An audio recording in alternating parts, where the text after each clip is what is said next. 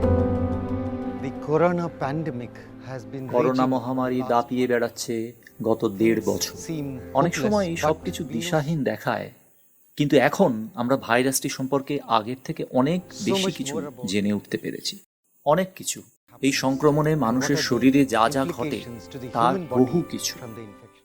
R That is সেখানেই where আমাদের we have আসার progressed. কথা। We also আমাদের have a এখন vaccine, ভ্যাকসিনও রয়েছে, several কয়েক kinds. রকমের ভ্যাকসিন। But the current এবারে surge সংক্রমণের has দাপট been large. খুবই বেশি। And নিজেকে to এর save বিপজ্জনক yourself পরিণতির হাত from থেকে বাঁচাতে devastating রোগটি নিয়ে বোঝাপড়া থাকা খুবই দরকার।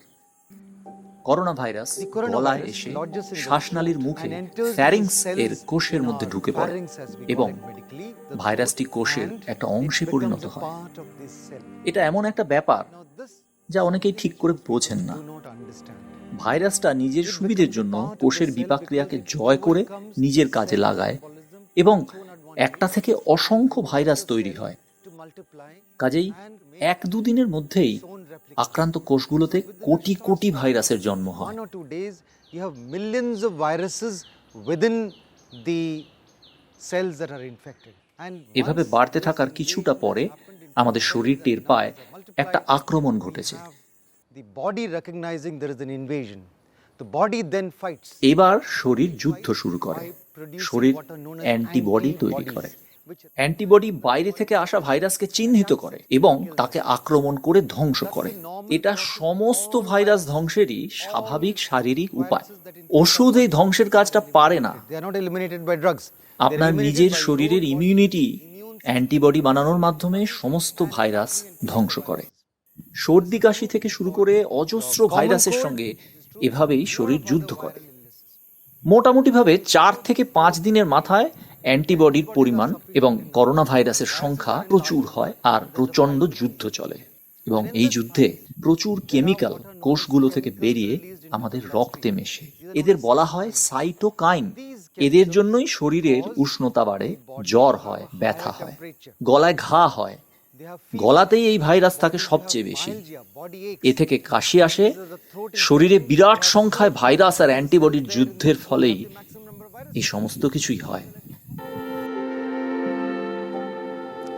The incubation period for the virus, which ভাইরাসের means from আঁতুড়ের the entry দিনগুলো of the virus অর্থাৎ to the ভাইরাস first ঢোকা symptom থেকে is প্রথম on an উপসর্গ average অবধি about 5 ধরে নিন days ৩ plus থেকে 1 ৭ দিন লাগে, গড়ে ৫ দিন। But today, in this আজকে surge, ব্যাপক সংক্রমণের এই সময়ে কেউই জানেন না কোথা থেকে শরীরে ভাইরাস ঢুকছে। in the গত past বছরের surge দাপটের সময় কিন্তু অনেকেই বুঝতেন।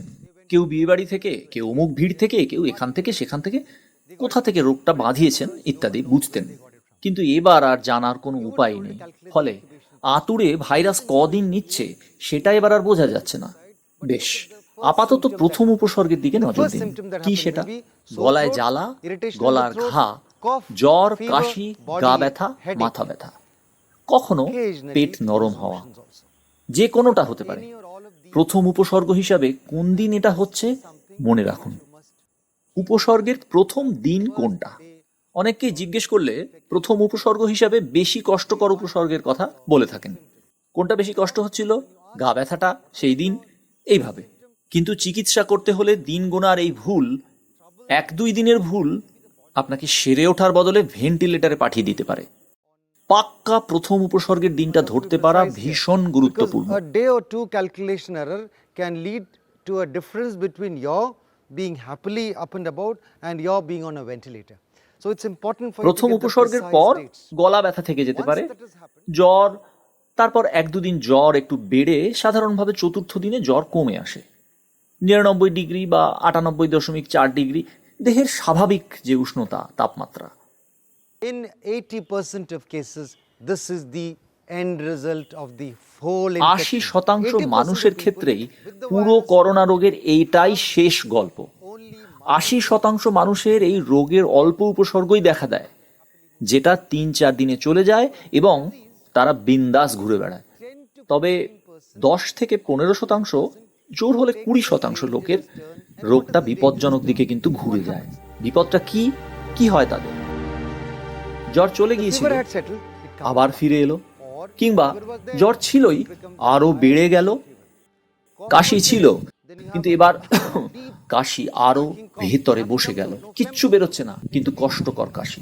আসলে যে তিনটি উপসর্গ আপনাকে বলবে, বিপদ সংকেত দেবে যে রোগ বিপদের দিকে যাচ্ছে, সেগুলো হলো fever that becomes higher grade than what it was জ্বর before, ফিরে আসা or if there's no বা বেড়ে যাওয়া, জ্বর ছিল না আবার চলে এলো। দ্বিতীয়ত, নিঃশ্বাস প্রশ্বাসের কিছু একটা অসুবিধে। এবং তৃতীয়, গভীরে বসে যাওয়া কাশি, এমনকি শুয়েও শান্তি নেই। রোগের এই দ্বিতীয় পর্যায়ে আমাদের বুঝতে হবে এগুলো ভাইরাসের জন্য হচ্ছে না। অনেকেই ভাবছেন ভাইরাস থেকে বুঝি নিউমোনিয়া হচ্ছে, আর প্রথমে রোগটা বুঝতে গিয়ে এটাই সব থেকে বড় ভুল হয়েছে আমাদের। এক্স-রে ছবিতে দেখাচ্ছে The pneumonia. X-ray picture looks like a pneumonia until in Italy they did a postmortem. ইটালিতে তখন একটা পোস্টমর্টেম করা হলো, সেখানেই পরিষ্কার হলো এটা নিউমোনিয়া নয়, সমস্যাটা আসলে রক্তনালীর মধ্যে জমাট বেঁধে যাওয়া রক্ত। গবেষণা করেই ব্যাপারটা এখন বোঝা গেছে মূল প্যাথোলজিটা। এখন আমরা জানি এরকম হলে কি করতে হবে। This is done by understanding the disease caused by the second dangerous phase of the virus infection. দ্বিতীয় পর্যায়ে রোগের বিপদটা বুঝে এগোতে হবে। শরীরের প্রতিরোধ শক্তি ভাইরাসকে পাজি আগন্তুক হিসাবেই কিন্তু চিনে নেয়। কি করে শরীর তাকে চিনতে পারে? ভাইরাসের গায়ে বিশেষ প্রোটিনের কাঁটাগুলোকেই কিন্তু অ্যান্টিবডি চিনতে পারে। লোকের গায়ের গন্ধ যেরকম কুকুর চিনে রাখে, সেরকম একটা ব্যাপার। This structure is specifically seen in the blood vessels within your lungs. It is also seen in the intestine. ঝঞ্ঝাটটা হলো আমাদের দেহেই কিছু কোষ আছে যাদের গায়েও একই রকম প্রোটিনের কাঁটা থাকে। বিশেষ করে আমাদের ফুসফুসের মধ্যে যে জালিকায় রক্ত চলে, তার ভেতরের কোষে এই কাঁটাগুলো রয়েছে। খাদ্য নালীতেও এগুলো আছে, যে জন্য এই রোগে পেট নরম হয়। লিভার, কিডনিতেও এগুলো রয়েছে, এই কাঁটাগুলো। শরীরের অ্যান্টিবডির যেখানে শুধু আগন্তুক ভাইরাসকেই আক্রমণ করার কথা, নিজের দেহের কোষে ওই প্রোটিনের কাঁটা থাকায় সেগুলোকেও আক্রমণ করে বসে আমাদের অ্যান্টিবডি। ফলে নিজের কোষগুলো ধ্বংস হতে থাকে। এটা হলে রক্তজালকের ভেতরের মসৃণ দেওয়াল তার মসৃণতা হারিয়ে নষ্ট হয়ে যায়। দেওয়ালের মসৃণ অংশ এবড়ো খেবড়ো হয়ে সেখানে রক্তকণিকা আটকে যায়, কারণ রক্তজালিকা অত্যন্ত সরু হয়। ফলে চট করে রক্ত ওখানে আটকে যায়, জমে রক্তজালকের রক্ত চলাচলটাই বন্ধ হয়ে যায়। ফুসফুসে রক্তজালক আটকে গেলে শ্বাস থেকে অক্সিজেন টেনে নিয়ে হাওয়ার অক্সিজেন শরীরে যে পৌঁছবে, সেটা আর হতে পারে না। রক্তে অক্সিজেন স্যাচুরেশন কমতে থাকে। এরপরেই আমরা অনুভব করতে শুরু করি একটা অসুবিধে, এবং শুরু হয় শ্বাসকষ্ট। এবং ফুসফুসে কতটা ক্ষতি হচ্ছে সেই অনুসারে কষ্ট বাড়তে থাকে। কাজেই প্যাথোলজিটা এরকম নয় যে ভাইরাস থেকে গেছে। অনেকের অ্যান্টিবডি আসলে ভাইরাস মারতে কামান দেগে দেয়। তাই প্রথমে যেটাকে নিউমোনিয়া বলে মনে হয়, আসলে নিউমোনিয়া সেটা নয়। এটা রক্তজালকে রক্ত জমে যাওয়ার ফলে ফুসফুসের একটা বিশেষ অবস্থা। কারণ ভাইরাসেরই মতো প্রোটিনের কাঁটা থাকায় অ্যান্টিবডি ওই রক্তজালককে আক্রমণ করে চলেছে।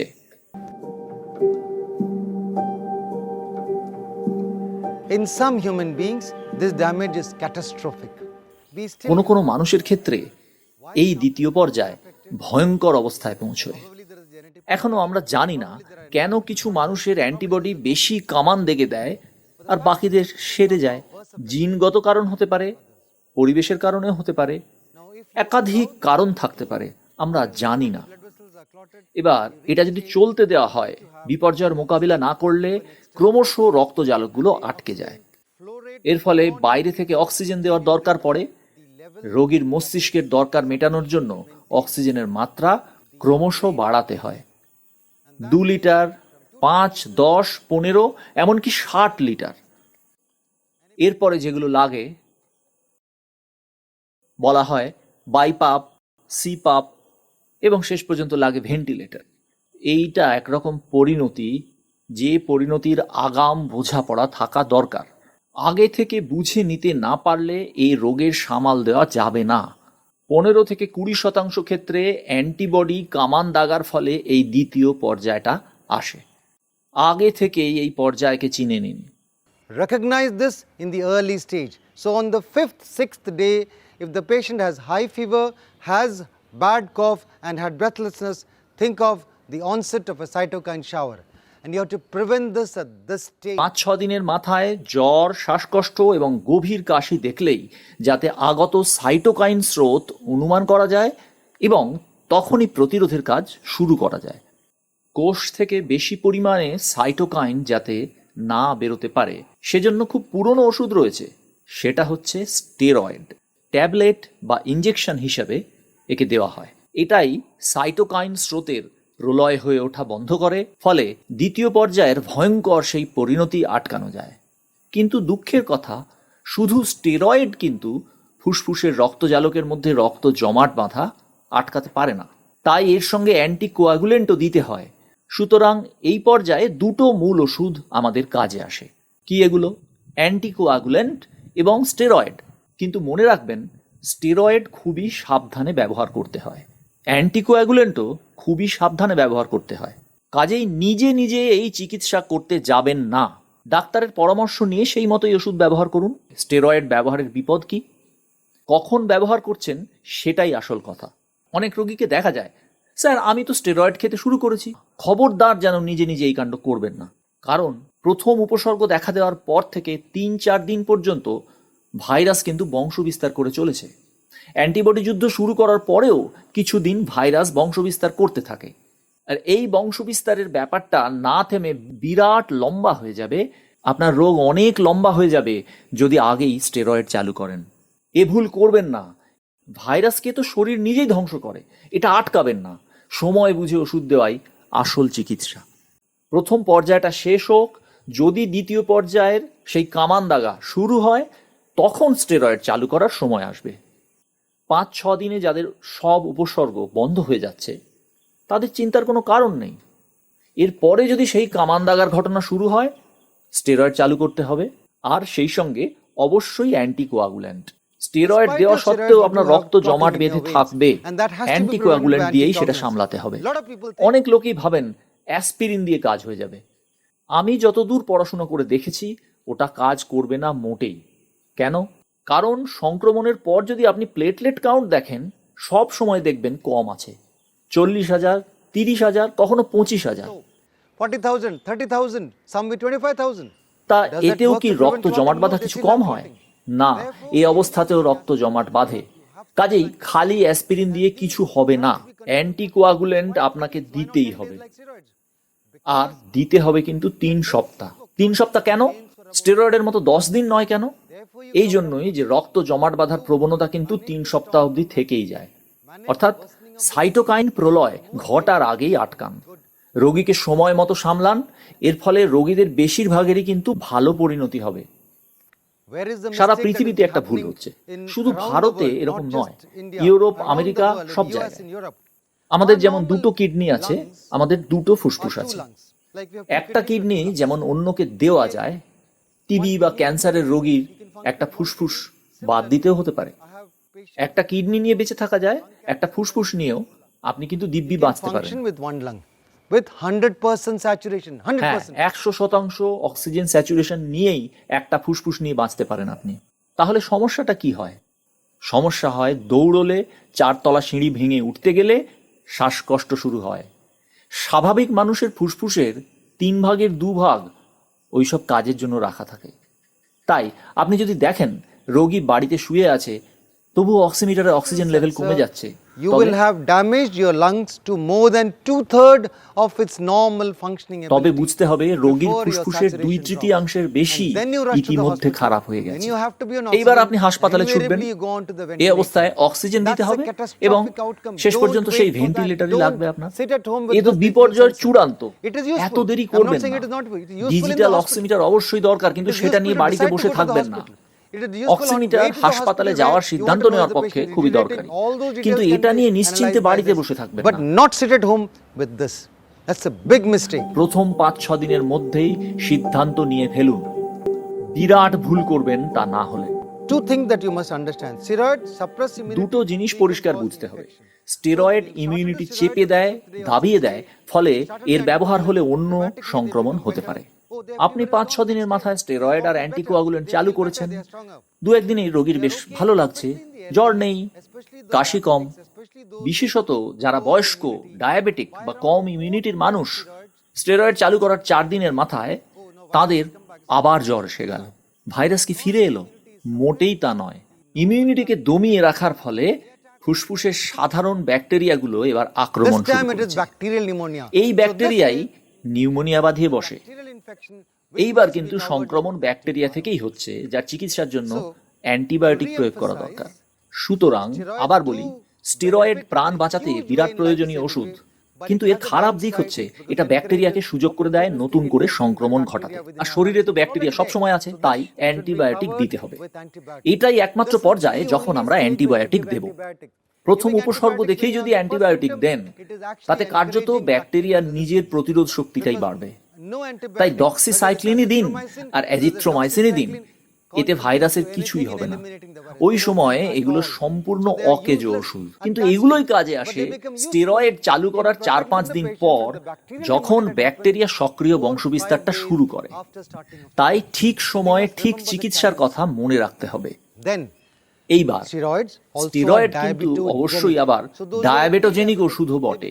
frank diabetic. তাই যাদের আগেই ডায়াবেটিস আছে, স্টেরয়েড নিয়ে তাদের ডায়াবেটিস অনেক বেড়ে যায়। Diabetics, যা ডায়াবেটিস নেই তারও ব্লাড সুগার 250 হয়ে গেল। হ্যাঁ, এটা হতেই পারে। ডায়াবেটিক রোগীর তো 400-500 হয়ে যায়। অবশ্যই ডায়াবেটিসের ডাক্তারের পরামর্শ নিতে থাকুন। এটা না করলে এবার আপনার ডায়াবেটিস এত খারাপ হবে যা people with বিপজ্জনক। comorbidities have যাদের poorer কোমরবিডিটি outcome আছে because তাদের they অবস্থা cope খারাপ well হয়, with কারণ দ্বিতীয় the পর্যায়ে তাদের infections প্রতিরোধ that they ভালো have হয় in না। the second phase. এবং ডায়াবেটিস Or ইত্যাদি the জটিলতা, কিডনির রোগ, complications of স্টেরয়েডের জন্য diabetes ফ্লুইড and ব্যালেন্সের kidney সমস্যা disease, fluid ইত্যাদির balance, কারণেও kidney বটে। balance because of সুতরাং the স্টেরয়েড steroids প্রাণদায়ী ওষুধ, So কিন্তু steroids বিপজ্জনক। are life-saving, steroid but they are খুব dangerous. সাবধানে Use ব্যবহার them করতে হবে। with caution. So the key message that I'm going to give you, আমি আপনাদের যে মোদ্দা are কথাটা very বলতে clear. চাইছি সেটা খুব when পরিষ্কার। you think you are আপনি যখন positive, উপসর্গ দেখে বুঝছেন when you আপনার think কোভিড you're হয়েছে, positive, not when you're tested টেস্টের কথা positive. বলছি না, Don't টেস্ট rely on আপনাকে the পজিটিভ test বলছে কি positivity or নেগেটিভ বলছে negativity. এ নিয়ে কোনো Simply ভরসা take করবেন it না। in consultation with আপনার the doctor উপসর্গ with পরিষ্কার, magic line. ডাক্তারের সঙ্গে পরামর্শ Don't করুন, go by that. Go বুঝে by the নিয়ে first সামলান। symptom. If you're তাই asymptomatic অন্য after দিকে 5 যাবেন days, না। প্রথম be happy উপসর্গ you're a চিনুন, corona warrior. 5 দিনের মধ্যে যদি Then উপসর্গ watch out চলে for যায়, another খুব 5 ভালো days, কথা, because you may আপনি still have corona little Joyee. more cough, little stiff আপনি আরো 5 দিন body. দেখতে পারেন, These persist অল্প for some কাশি time. থেকে গেল, গা ব্যথা রইল, চিন্তা Once the করবেন না। dangerous turn is কিন্তু identified, একবার then বিপজ্জনক you treat মোড় it নিচ্ছে এরকম দেখা and মাত্র prevent the cytokine storm ডাক্তারের by giving পরামর্শে steroids and স্টেরয়েড দিয়ে সাইটোকাইন Steroids for 10 স্রোত days, রুখে দিতে হবে। anticoagulants for 3 days. Anticoagulant Based on ব্যবহার করতে consultation হবে। with doctor, স্টেরয়েড prevent 10 দিন, complications from anticoagulant both 3 these সপ্তাহ। drugs. এই দুটো Both ওষুধের are জটিলতা dangerous drugs, সামলাতে need to be ডাক্তারের understood পরামর্শ by করতেই হবে। So with this দুটোই understanding বিপজ্জনক ওষুধ। of timelines, first symptom, সুতরাং এইভাবে সময় মতো চিকিৎসার বোঝাপড়া নিয়ে প্রথম উপসর্গ, প্রথম 5 দিন কোনো ওষুধ নয়, ভিটামিন what নিতে about পারেন। drugs like remdesivir and remdesivir, ivermectin and ivermectin, these are special drugs. এগুলো বিশেষ ওষুধ। There is no এমনকি evidence, প্লাজমা, even plasma. এই সব There is দিয়ে no কোভিডের evidence আদৌ কোনো that সুরাহা they হয় make the এমন difference to কোনো the outcome. প্রমাণ মেলেনি। So if you look at আপনি the various গাইডলাইন দেখুন, guidelines that are there, পরিষ্কার they very লেখা clearly আছে। say there is insufficient evidence for the use of plasma therapy, remdesivir, tocilizumab, ivermectin or any of these drugs that are used. Covid চিকিৎসায় remdesivir, টেসিলিজুম্যাব, ivermectin, plasma থেরাপির কার্যকর ব্যবহার নিয়ে যথেষ্ট প্রমাণ মোটেই নেই। প্রথম 5 দিনে অ্যান্টিবায়োটিকের কোনো ভূমিকা নেই। অ্যান্টিবায়োটিক শুধু দ্বিতীয় পর্যায়ের শেষ দিনগুলোর জন্য। একটা ব্যাপার পরিষ্কার বুঝে নিতে হবে, আপনি বিপদ বাড়িয়ে হাসপাতালে যাওয়া ঘটনাকে এড়াতে পারেন যদি ডাক্তারের পরামর্শে বাড়িতে ঠিক করে বুঝে সামলাতে পারেন। আপনার হাসপাতালে যাওয়ার দরকার পড়ে মূলত যখন আপনি বিপদ সংকেত বুঝতে না পেরে ভুল পথে চলে যান, অ্যান্টিবডির কামান দাগা বেড়ে চলে, রক্তজালক Now, with this নষ্ট হতে knowledge, থাকে। you can recognize it, identify it, এখন seek থেকে help এই and জ্ঞানটুকু control সঙ্গে it. নিয়ে So this রোগ is the চিহ্নিত learning করুন, process. সাহায্য নিন, রোগটাকে And be able to control করে manage ফেলুন। many বোঝাপড়া patients নতুন এবং safely, আমরা guiding বহু them রোগীকে এভাবে without সামলাতে the need পারছি। for oxygenation, অক্সিজেন লাগছে না, without the need ভর্তি for হতে admission, হচ্ছে না, without the need for ventilator ventilation, লাগছে না, without the need যাবতীয় for যে বিপর্যয় all the চতুর্দিকে দেখেছেন catastrophe that সেইগুলোকে we see. এড়ানো যাচ্ছে। Thank you very much. অনেক অনেক ধন্যবাদ।